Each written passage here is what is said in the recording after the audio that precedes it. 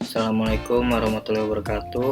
Perkenalkan, saya Muhammad Rafsanjani, mahasiswa dari program studi pendidikan ekonomi. Hari ini saya akan mempresentasikan makalah dengan judul Ontologi sebagai landasan pengembangan ilmu. Saya ingin memulai presentasi ini dengan sebuah kutipan yang menginspirasi. Tidak ada keajaiban yang akan membuat hidupmu lebih baik jika kamu tidak memutuskan untuk mengubahnya.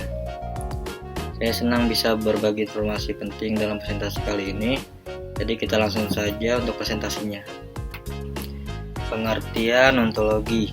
Menurut bahasa, ontologi berasal dari bahasa Yunani on atau ontos sama dengan ada, dan logos sama dengan ilmu. Jadi, ontologi adalah ilmu tentang yang ada. Menurut istilah, ontologi ialah ilmu yang membahas tentang hakikat yang ada, yang merupakan ultimate reality baik yang berbentuk jasmani atau konkret maupun rohani atau abstrak. Selanjutnya di sini ada dua jenis sudut pandang tentang hakikat kenyataan tentang ontologi. Satu, kuantitatif, yaitu dengan mempertanyakan apakah kenyataan itu tunggal atau jamak. Dua, kualitatif, yaitu dengan mempertanyakan apakah kenyataan atau realitas tersebut memiliki kualitas tertentu, seperti misalnya daun yang memiliki warna kehijauan, bunga mawar yang berbau harum. Selanjutnya, aliran-aliran mengenai keberadaan. 1. Keberadaan atau kualitas. Monisme, hakikat yang berasal dari seluruh kenyataan itu hanyalah satu saja, tidak mungkin dua, baik yang asal berupa materi maupun berupa rohani. Haruslah salah satunya merupakan sumber yang pokok dan dominan menentukan perkembangan yang lainnya.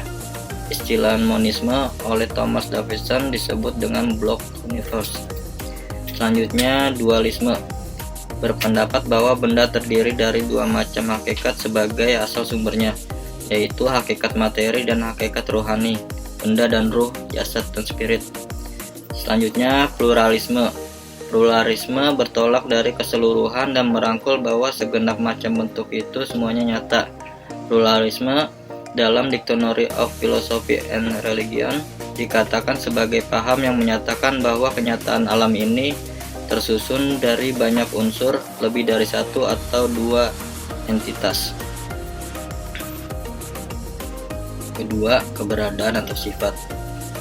Materialisme. Aliran ini menganggap bahwa sumber yang asal itu adalah materi, bukan rohani. Aliran ini sering juga disebut dengan naturalisme. B. Idealisme. Hakikat kenyataan yang beraneka ragam itu semua berasal dari ruh atau sukma atau sejenisnya dengannya, yaitu sesuatu yang tidak berbentuk dan menempati ruang. Materi zat itu hanyalah suatu jenis daripada penjelmaan ruhani. 3. Keberadaan atau proses. Mekanisme atau serba mesin. Menyatakan bahwa semua gejala atau peristiwa dapat dijelaskan berdasarkan asas mekanik atau mesin. B. Teleologi atau serba tujuan. Berpendirian bahwa yang berlaku dalam kejadian alam bukanlah kaidah sebab akibat, tetapi sejak asal mula memang ada sesuatu kemauan atau kekuatan yang mengarahkan alam ke suatu tujuan. C. Vitalisme. Memandang bahwa kehidupan tidak dapat sepenuhnya dijelaskan secara fisika, kimia, karena hakikatnya berbeda dengan yang tak hidup. Terakhir, D. Organisme atau lawannya mekanisme dan vitalisme. Menurut organisme, hidup adalah suatu struktur yang dinamik, sesuatu kebetulan yang memiliki bagian-bagian yang heterogen, akan tetapi yang utama adalah adanya sistem yang teratur. Selanjutnya, dasar ontologi ilmu. Ilmu mempelajari berbagai gejala dan peristiwa yang menurut tanggapannya mempunyai manfaat bagi kehidupan manusia. Berdasarkan objek yang ditelahnya, maka ilmu dapat disebut sebagai pengetahuan empiris. Inilah yang merupakan salah satu ciri ilmu, yakni orientasi terhadap dunia empiris. Selanjutnya, asumsi. Untuk mendapatkan pengetahuan, ilmu membuat beberapa andalan atau asumsi mengenai objek-objek empiris. Asumsi ini diperlukan sebagai arah dan landasan bagi kegiatan penelahan kita. Sebuah pengetahuan baru dianggap benar. selama kita menerima asumsi yang dikemukakan. Selanjutnya di sini ada kaidah asumsi. Asumsi harus relevan dengan tujuan pengkajian disiplin keilmuan. Asumsi ini mendasar telahan ilmiah. Selanjutnya asumsi harus disimpulkan dari keadaan sebagaimana adanya, bukan seharusnya.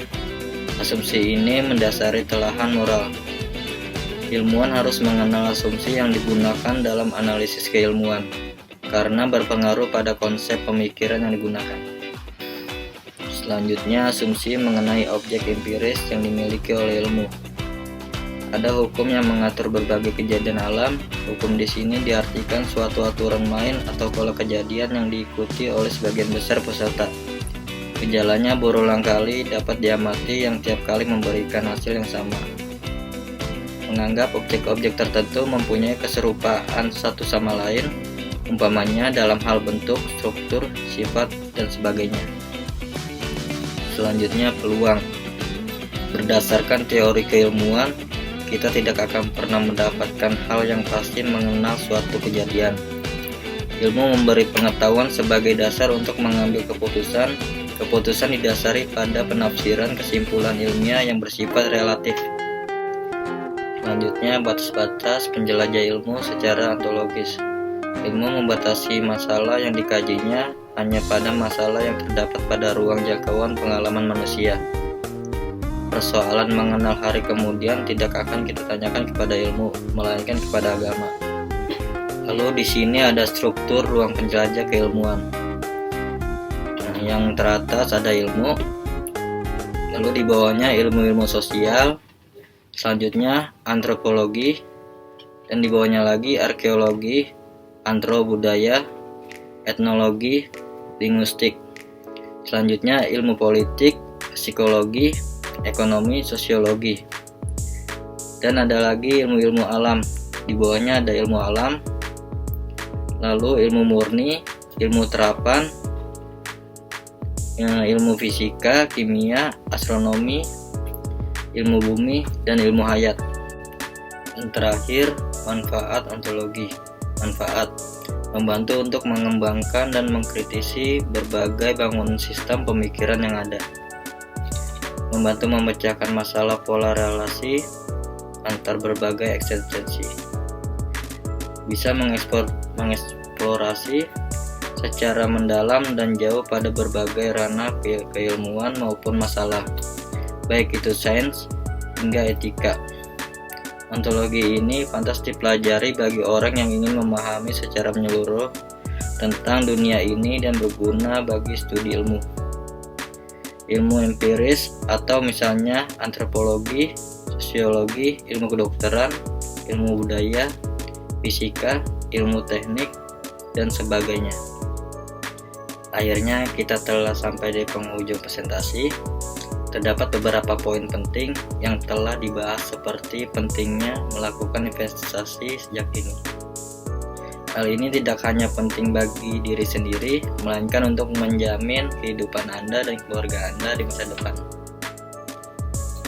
Sekian presentasi hari ini. Jika ada kurangan, saya mohon maaf yang sebesar-besarnya. Semoga apa yang saya sampaikan berguna untuk diri saya sendiri dan banyak orang pada khususnya. Terima kasih. Assalamualaikum warahmatullahi wabarakatuh.